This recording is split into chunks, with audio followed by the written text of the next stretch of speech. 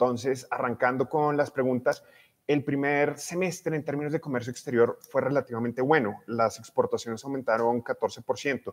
¿Cuáles fueron esos factores que permitieron ese crecimiento? Mario, yo creo que hay como dos elementos que le explican a uno ese comportamiento. Primero, la tasa de cambio. Tenemos una mejor tasa de cambio que la que tuvimos en años anteriores, y eso le ha dado una rentabilidad a la actividad exportadora. Y el otro elemento, el mejor comportamiento de la demanda internacional. La economía internacional ha venido creciendo, la demanda ha venido creciendo, y en la medida en que una economía pequeña como la colombiana se enfrenta a una demanda creciente, pues vendemos más. Cuando la demanda internacional cae, nosotros no somos determinantes en ese mercado y caemos. Entonces, se juntaron una dinámica positiva de la demanda internacional y una mejor tasa de cambio. Ahora que usted habla del dólar, esa pregunta la tenía más adelante, pero este dólar relativamente caro, 2.900, 3.000, ¿sí está siendo aprovechado? ¿Podemos decir que por fin estamos aprovechando el dólar caro? Yo no diría que tenemos un dólar caro, tenemos un dólar muy cercano a la tasa de cambio de equilibrio, que debería estar por los 3.100 pesos, pero indudable que eso ayuda al tema de las exportaciones, le da competitividad a los productos colombianos, permite que nuestros empresarios vean que es una actividad que tiene una rentabilidad y por lo tanto busquen salir a los mercados internacionales y no se queden exclusivamente en el mercado local. Pero digamos, ¿es sano para una economía ser competitivo por tasa de cambio? No, no es sano, y por eso yo siempre he señalado que a mí me gusta más una tasa de cambio que refleje los movimientos de la productividad de la economía a lo que estamos viendo en este momento, que son más variables exógenas, sí.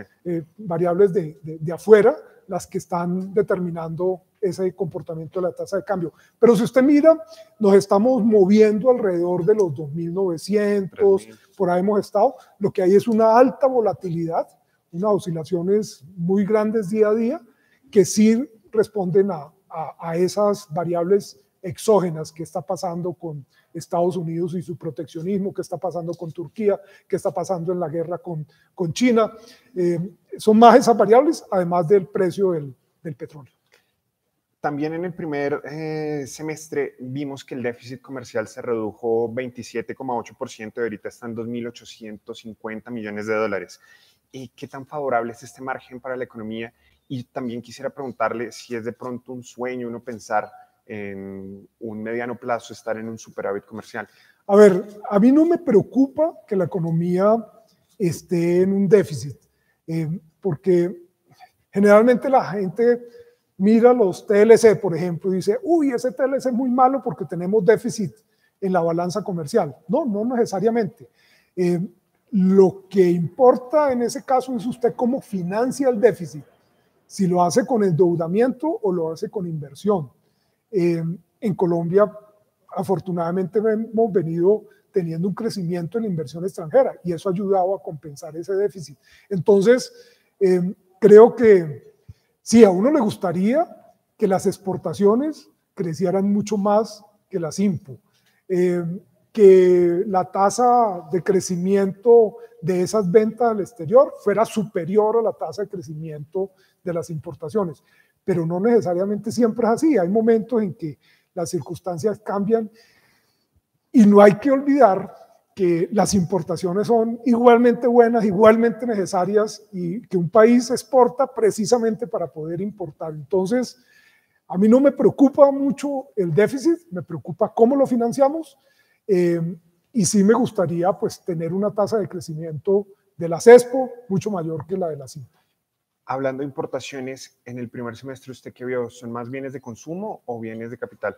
No, bienes de capital y bienes intermedios y materias primas que requiere el aparato productivo nacional. Es decir, yo no veo que nos estemos malgastando las divisas comprando bienes de consumo. Okay. Lo que estamos trayendo es maquinaria, equipos, materias primas que requiere el aparato productivo, porque buena parte de ellas no se producen en el país.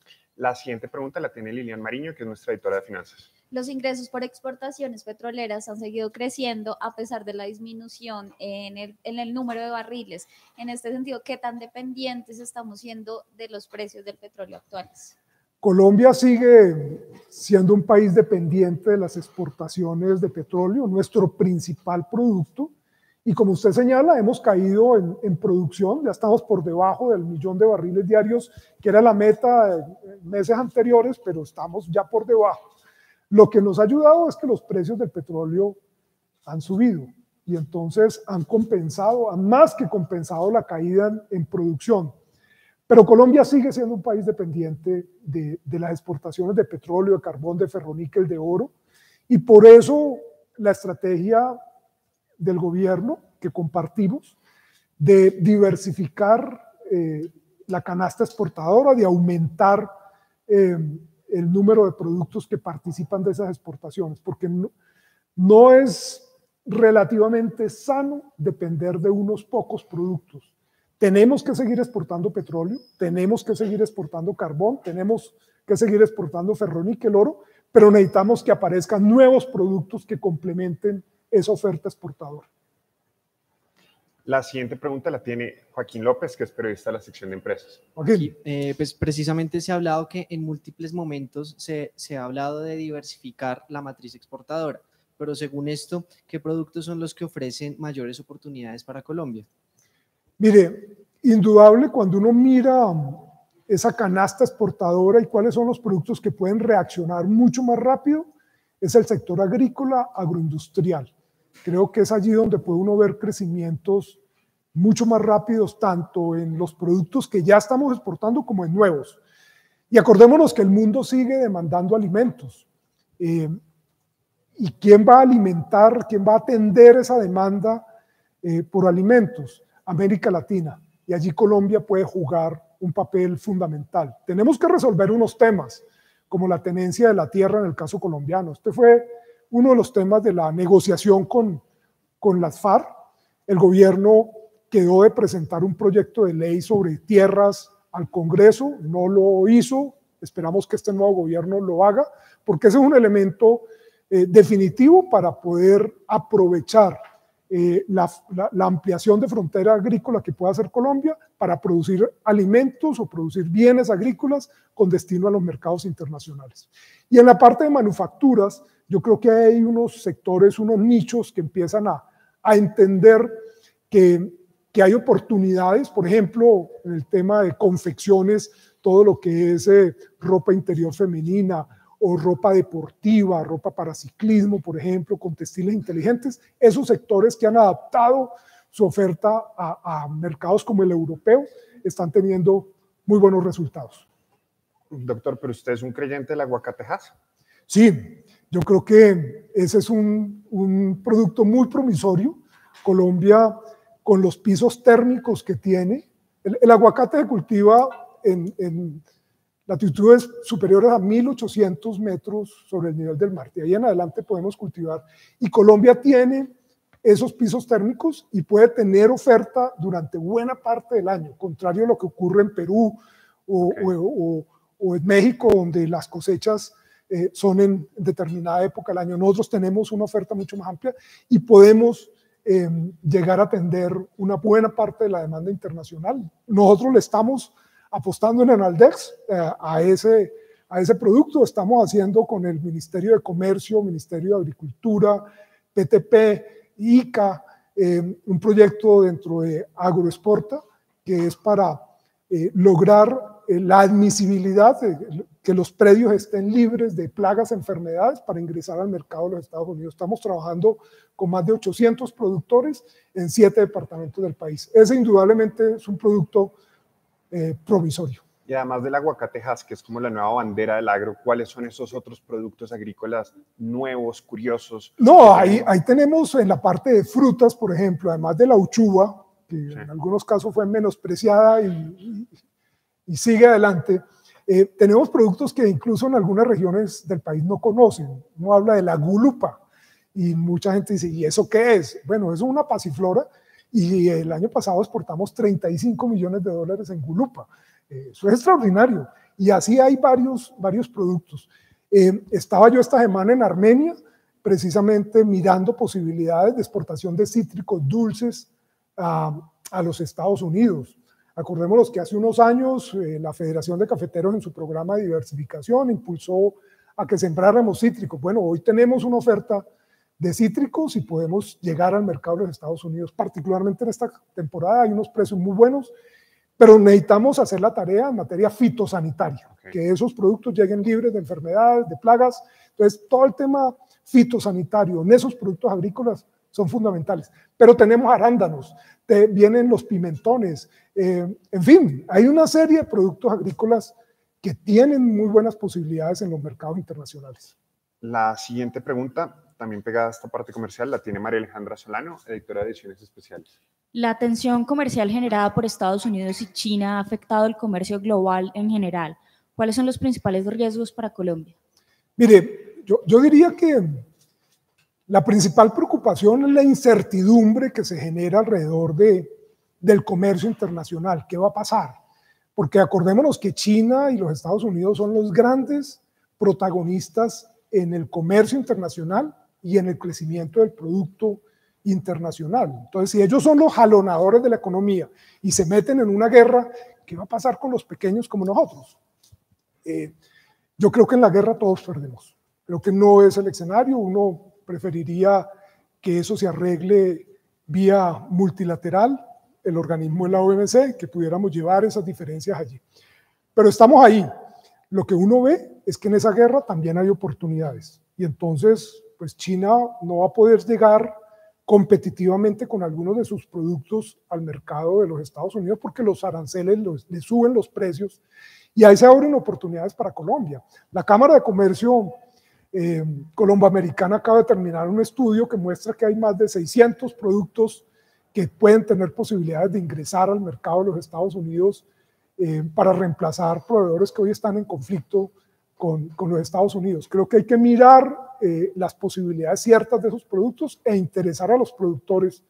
Con la Cámara estamos viendo a ver si hacemos después de esa divulgación e interesar a los productores unas misiones sectoriales al mercado de los Estados Unidos para tratar de concretar esas posibilidades. Algunos confeccionistas, por ejemplo, en Colombia me dicen, me están llamando, compradores de los Estados Unidos que tenían producción en China, están buscando proveeduría aquí en la región. Ahí hay también unas posibilidades. Entonces, en el corto plazo, creo que hay oportunidades. La preocupación es qué va a pasar en el largo plazo, porque yo veo que en esta guerra en que está Estados Unidos con China, en el corto plazo puede sacar frutos Estados Unidos, crecimiento de la economía, nuevamente reactivación de industrias que estaban un tanto muertas, como el acero, el aluminio, que son industrias viejas, antiguas, pero que cuando usted cierra la economía empieza a dejar de ser competitivo. Cuando usted no compite, usted empieza a engordar. Y ya cuando quiere volver a competir, está gordo porque no ha entrenado, no ha competido y ya no está en las mismas condiciones. Eso le puede pasar a Estados Unidos, que se cierra, no compite y cuando se dé cuenta perdió competitividad y la ganó China. Ese es el peligro de estas guerras. Acá lo devuelvo un segundito, nos llega una pregunta por redes sociales. En todo este tema que usted habla de que el reto para el sector agropecuario para exportar está en el tema fitosanitario, ¿habría que reformar el ICA? Pues lo ha señalado el gobierno. Yo creo que queremos un ICA mucho más técnico, menos político. Indudable que en los últimos años el ICA se politizó. Queremos un ICA mucho más técnico, un super ICA muy, muy fuerte técnicamente, con presupuesto, porque estas cosas valen, pero presupuesto muy orientado a la parte técnica. Ok. La siguiente pregunta la tiene Vanessa Pérez, que es nuestra editora de empresas. Otro tema que hay sobre la mesa es el acuerdo comercial con la CAN.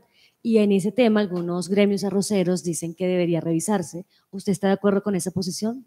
No, no puedo estar de acuerdo con esa posición porque cuando uno mira las cifras del comercio con la comunidad andina, lo que uno puede concluir es si alguien ha ganado en el comercio en la comunidad andina es Colombia. Es decir, uno no puede estar en la fiesta diciendo qué fiesta tan buena, que miren esa orquesta, todo está magnífico, acabémosla. No. Uno no puede hacer eso. Es decir, habrá que mirar algunas cosas, pero si alguien ha ganado en ese comercio es Colombia. Es allí en estos países donde vendemos nuestras manufacturas. Para los amigos que miran el superávit de la balanza comercial, es la única región donde podemos tener superávit de la balanza comercial. Sí. Entonces, pues lo último que uno puede hacer es decir, como este es un acuerdo en el cual hemos ganado, vendemos nuestras manufacturas, nos va muy bien, revisémoslo. No, creo que eso no es. Lo que tenemos es que ser competitivos y cumplir.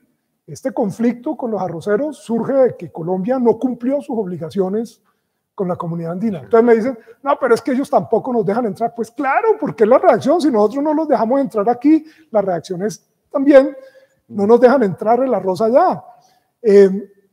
Pero lo que hemos visto son decisiones judiciales. El Tribunal Andino de Justicia ha dicho Colombia no está cumpliendo y faculto a los demás países a que hagan acciones retaliatorias contra Colombia porque Colombia está incumpliendo sus acuerdos. Y entonces uno no puede decir que los países no lo están dejando entrar cuando es uno el que generó el problema, uno el que generó la situación, pues arregle la casa y arregle las condiciones para cumplir con los compromisos. Creo que eso es fundamental.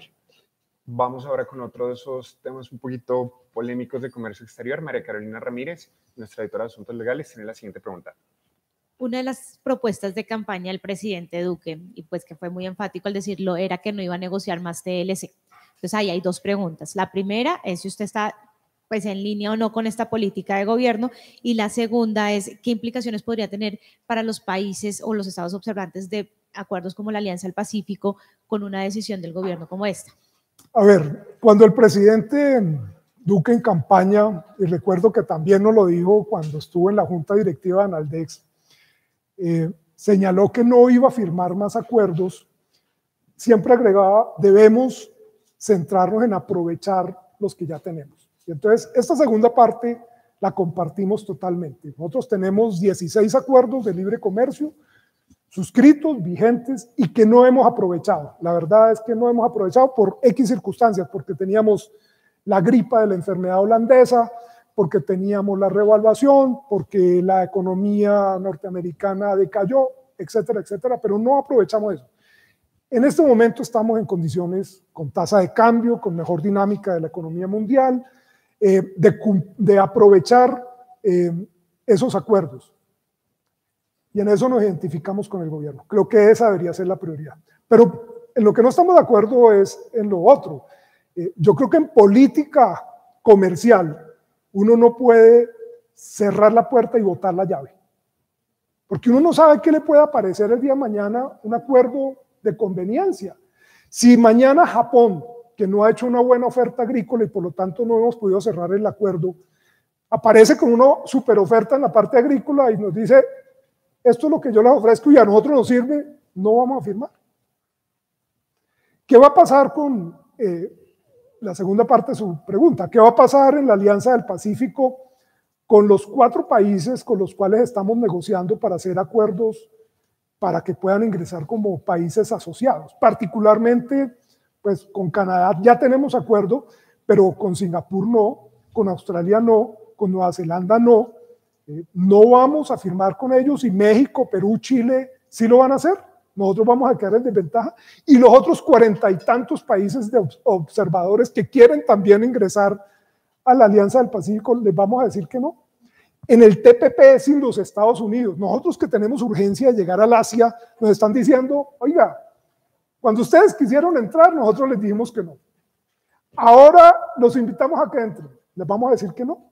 O vamos a mirar la posibilidad de entrar al TPP sin Estados Unidos y tener un mayor relacionamiento con Asia.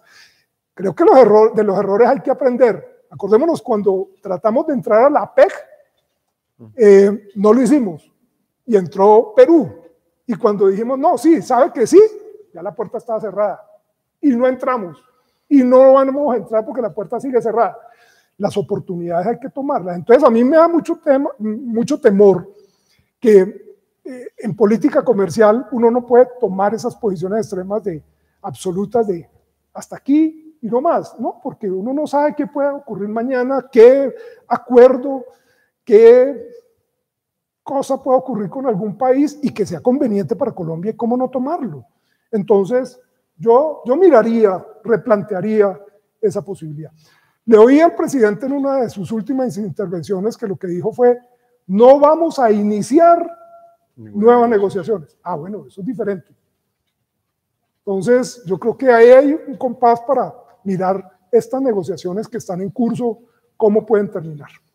Precisamente sobre este tema de Alianza del Pacífico, César Rodríguez, periodista de Ediciones Especiales, tiene la siguiente pregunta.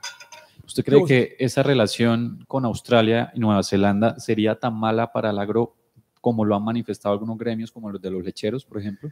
Mire, uno lo que tiene que entender es que en estas negociaciones de acuerdos comerciales siempre hay ganadores y perdedores.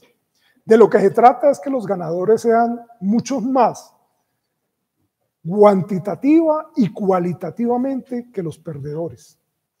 Pero usted lo que tiene es que ver cómo protege en ese acuerdo a los perdedores. Miremos el acuerdo con Estados Unidos. Si usted tiene memoria, usted es muy joven y tal vez no se acuerda, pero si lee los archivos de la República, usted va a encontrar que la gran discusión, por ejemplo, en el TLC con los Estados Unidos eran los cuartos traseros de pollo. Y los agricultores decían, nos vamos a quebrar, eso va a ser... ¿Qué se acordó? Darles una protección, un arancel durante 20 años, definir unos cupos para que puedan entrar pocas cantidades y año a año van aumentando. Entonces, eso se puede hacer. Si usted mira los balances de las empresas del sector avícola, hoy usted no puede decir que se murieron por el TLC. Creo que son los mejores balances que se pueden encontrar en toda la historia. Entonces, hay maneras de negociar el acuerdo y salvaguardar los sectores sensibles. Entonces, uno de entrada no puede decir, claro, Nueva Zelanda es una potencia en leche. Bueno, venga, negociamos y cómo protegemos al sector lechero para que esa potencia no lo arrase. Antes, por el contrario, le dé colaboración, le dé asistencia, le dé asesoría para que este sector en un futuro pueda ser competitivo. Pero lo que no puede ocurrir es lo que está ocurriendo con los arroceros, que me dieron protección, pero si uno no hace nada durante todos los años, entonces cuando le toca competir dice, no, revisemos el acuerdo y salgámonos de allí porque yo no puedo competir. Ok, la siguiente pregunta la tiene Laura Becerra, que es periodista de la sección de Economía. Ya pasando un poco al tema de logística, quisiera preguntarle, señor Díaz, ya está lista, aunque aún no está puesta en marcha, la nueva regulación aduanera. ¿Cuáles son los principales retos que tiene la implementación de esta nueva regulación en el país?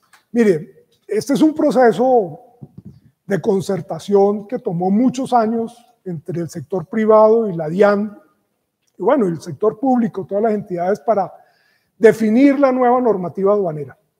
Pero esa nueva normativa está dispuesta para correr en una plataforma electrónica, es decir, que acabemos el papel, que acabemos los trámites manuales y lo hagamos electrónicamente. Pero hay un pequeño detalle, la DIAN no tiene plataforma electrónica, la que tiene no le sirve. Entonces lo que nos han dicho es, solo hasta noviembre del 2019 la DIAN va a contar con una plataforma electrónica. Entonces, empecemos la vigencia de esta nueva normativa de manera escalonada y eso ha sido una locura. Eso ha sido una locura porque uno finalmente no sabe qué es lo que está vigente, qué es lo que no está vigente, qué es lo que me aplica, pero lo que sí está aplicando la DIAN son las sanciones. Entonces estamos en el peor de los mundos. El pedido nuestro es, bueno, si la DIAN no está preparada, aplacemos eso hasta el momento en que la DIAN esté preparada, tenga plataforma electrónica segura, transparente, fuerte, y no afectemos el comercio internacional, porque lo que estamos viviendo hoy en día son sanciones por temas formales, un elevado número de inspecciones, Es decir, todo lo que le sirve a la DIAN lo están aplicando, pero lo que le sirve al usuario en materia de facilitación, no, hasta el 2020, porque nosotros no tenemos capacidad. Entonces, pues aplacemos eso, aplacemos la entrada en vigencia de eso. Así se lo he pedido al ministro de Hacienda, así se lo he pedido al ministro de Comercio Exterior, para lograr que seamos competitivos, porque es que si no, no vamos a poder ser eficientes en estos trámites aduaneros. Ok, la siguiente pregunta la tiene Gabriel Forero, que es nuestro editor de ocio. Sí, ¿cómo está Colombia entonces en materia logística en comparación con otros países? Si nos puede aclarar de pronto algunas cifras en transporte, de contenedores, digamos, para hacerle a nuestros lectores una comparación con la región. A ver, ahí hay buenas noticias. Y es que cuando uno mira el índice de desempeño logístico, Colombia ganó en el último año 36 puestos. Dar un salto de 36 puestos no es fácil y Colombia lo hizo. Estamos viendo ya los resultados de contar con dobles calzadas, con viaductos, con túneles. Eso empieza a reflejarse allí. Empieza a reflejarse lo que uno esperaba y es, bueno, vamos a tener una nueva normativa aduanera. Si usted ve uno de las variables, de los rubros donde subimos positivamente, fue en aduanas, porque la gente esperaba este tema. Por eso me preocupa que no estemos listos y que tengamos de pronto que aplazar eso, porque en ese punto era uno donde estábamos aumentando. Entonces, pues todavía tenemos mucha tarea por hacer en materia de logística, de transporte, de aduanas, el tema de desaduanamiento, por ejemplo. El compromiso es llegar a 48 horas, que usted en 48 horas pueda sacar un contenedor de la aduana. Hoy estamos en 156 horas en ese proceso, toda la cadena. Necesitamos reducir esos tiempos. Pero hay casos excepcionales donde la DIAN empieza a mirar y empieza a inspeccionar y nos vamos de 48 horas, que es el objetivo, a 45 días. Eso es absurdo. Eso no puede ser. Porque hoy el comercio internacional no permite esos tiempos. Entonces, si usted quiere jugar internacionalmente, esos tiempos no pueden ser. Por eso la necesidad de acelerar estos procesos, de ganar en eficiencia. Y ahí la importancia de una decisión que ha tomado el gobierno y que saludamos, que es la creación de la mesa de facilitación. El ministro de Comercio tiene una expresión que a mí me gusta, y es que hay que poner de acuerdo la jaula de los locos, que somos todos los que participamos en la cadena, tanto entidades del sector público como entidades del sector privado que están en ese, bueno, tenemos que coordinar institucionalmente estos procesos para ganar eficiencia. El otro tema es última milla. En última milla también tenemos tarea por realizar.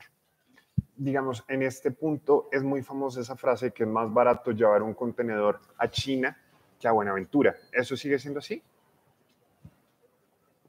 Bueno, yo creo que la frase es muy efectiva, pero no es tan real. Claro que es mucho más costoso mover un contenedor entre 3 montañas, 3 cordilleras, cuando usted tiene el aparato productivo aquí, 2.600 metros más cerca de las estrellas, pero 1.000 kilómetros más lejos del puerto. Entonces, es mucho más costoso. Pero el tema marítimo es que los fletes se han reducido dramáticamente, porque hoy tienes súper barcos, 18.000 contenedores, entonces esa comparación no es tan válida, pero efectivamente pues eso es así, es mucho más costoso mover un contenedor internamente que internacionalmente. Pero no solamente por el tema de la distancia, del transporte, sino también por las inspecciones. Colombia es un país que tiene una situación que no tienen otros países, que es narcotráfico, entonces tenemos que inspeccionar los contenedores, eso toma tiempo, eso vale entre $200 y $400. Vamos a salir ahora en la nueva regulación aduanera con un dispositivo electrónico. Hay 4 empresas que calificaron para hacer las que operen ese sistema. Yo quiero ver cómo va a funcionar y si esas 4 empresas tienen la capacidad para atender a todo el país de manera eficiente, porque no es con solo poner el dispositivo, sino monitorearlo y cuando llega a puerto retirarlo. Entonces, estamos en capacidad, tenemos la gente, ¿cómo es la logística? Ese es un tema que queremos ver funcionando antes de que entre a ser obligatorio. Ok, la siguiente pregunta la tiene Andrés Venegas, pero esta es la sección de finanzas. Recientemente, Amazon instaló su centro de servicio al cliente en el país. ¿Qué posibilidad de expansión tienen este tipo de servicios en Colombia? A ver, ese es un tema fundamental porque el mundo se está moviendo hacia el comercio electrónico y Colombia tiene una muy baja participación y en general la región. Nosotros del comercio total que hacemos, del comercio internacional, en la región solo participamos en un 2%, es decir, solo el 2% se hace vía comercio electrónico. En el mundo ya está sobre el 10% en general, o hay países en Asia, en China, en Corea, que tienen unos porcentajes mucho más altos. ¿Cómo lograr conectarnos a eso? Es parte de lo que hemos venido trabajando con el gobierno pasado. Quedamos con unas tareas porque Colombia tiene una legislación en esa materia muy dispersa y hay unos temas de pagos que son muy costosos porque usted tiene que traer el pago vía tarjeta de crédito, pero no lo puede monetizar directamente, sino que tiene que pasar por unos canales y esos canales cobran unas comisiones que llevan a que la gente no lo haga. El que la gente no tenga confianza de pasar su tarjeta de crédito. Hay unos temas que hay que trabajar, pero que una empresa líder en este tema, como Amazon, ponga un pie aquí, resulta fundamental para que nosotros entremos a resolver los problemas que tenemos y a jugar en ese mercado que hoy pues es el mercado o el canal de mercadeo del futuro. Precisamente para hablar de comercio electrónico, Tatiana Arango, editora de Nuevos Medios, tiene la siguiente pregunta. Usted ya mencionó que todavía hay retos en el tema de última milla. Cuéntenos cuáles son esos retos, entonces como que profundicemos un poquito y también cómo están los procesos en relación con el comercio electrónico. Sí, no, yo he señalado que particularmente en estos temas de comercio electrónico y de logística, uno de los retos fundamentales es última milla. Y bueno, lo podemos ver en ciudades como Bogotá, donde entregar al consumidor no es fácil por todo el tema de movilidad urbana. Los consumidores quieren hoy que lo que usted compra le llegue en horas, ya no es en días. Y entonces garantizar esas entregas con los líos de movilidad crean unos retos fundamentales. No solamente en Bogotá, yo leía en días pasados a alguna gente en Nueva York que se quejaba, algunas autoridades que se quejaban de los problemas de movilidad en Nueva York por el tema de las camionetas, las van repartidoras de paquetes. Entonces uno ve, hay que trabajar ese tema. Nosotros particularmente en Aldeja estamos trabajando con la Secretaría de Movilidad del Distrito en unos proyectos piloto de ver distribución nocturna, posibilidades de aprovechar la noche y la madrugada para hacer distribuciones comerciales. Claro, necesita usted otra logística, necesita seguridad, otros elementos, pero creo que eso es posible para superar esas barreras de última milla. Y en el caso de comercio internacional, igual, llegar a los puertos con todo el tema de inspecciones, de que no me dañen la mercancía en las inspecciones, de que no me dañen los empaques, porque yo pues tengo que empacar la mercancía de una manera tal que le llegue al consumidor. Hoy en día tengo que disponer, por ejemplo, en comercio electrónico, de que usted quiere comprar unos zapatos, pero usted tiene dudas de si utilizo el comercio electrónico, porque ¿qué tal que no me gusten? ¿Qué hago? Entonces, ¿qué están haciendo los almacenes? Le están enviando 4 pares de zapatos diferentes, colores, modelo, y usted escoge. Y usted escoge unos y devuelve los otros 3.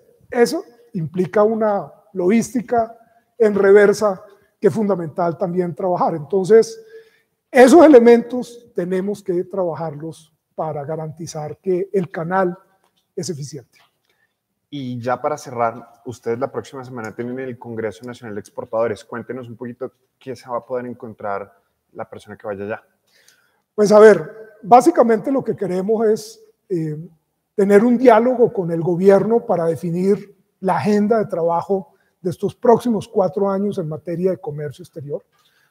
¿Cuáles son las responsabilidades? ¿Cuáles son los compromisos que asume el gobierno en esta materia? Este tema de aprovechar los acuerdos comerciales, ¿eso cómo lo vamos a hacer? Porque eso hay que ponerle metas y hay que hacer seguimiento de esas metas. Ampliar la oferta exportable, ¿eso cómo lo vamos a hacer? Particularmente en las regiones, ¿cómo vamos a jugar en las regiones en Colombia? Entonces, ¿cuáles son los compromisos que el gobierno asume en materia de facilitación? Pero también, ¿cuáles son los compromisos que asume el sector privado, los empresarios? ¿Cómo se comprometen a trabajar en esta materia? Ese básicamente es el objetivo general del Congreso. Y en la mitad de eso vamos a tener también experiencias internacionales, mirar cómo lo están haciendo otros países, qué están haciendo, todo este tema de tecnología, todo este tema de comercio electrónico, de última milla, en fin. Pero lo esencial es tener una carta de navegación con el nuevo gobierno, una hoja de ruta que nos permita trazar los compromisos y las tareas para los próximos 4 años. Va a estar el presidente de la República, el ministro de Comercio, el ministro de Hacienda, la gente de la DIAN, la gente de ProColombia, Bancoldes, es decir, las entidades vinculadas con el comercio internacional, ICA, INVIMA, pero también expositores internacionales y expositores nacionales mirando experiencias exitosas.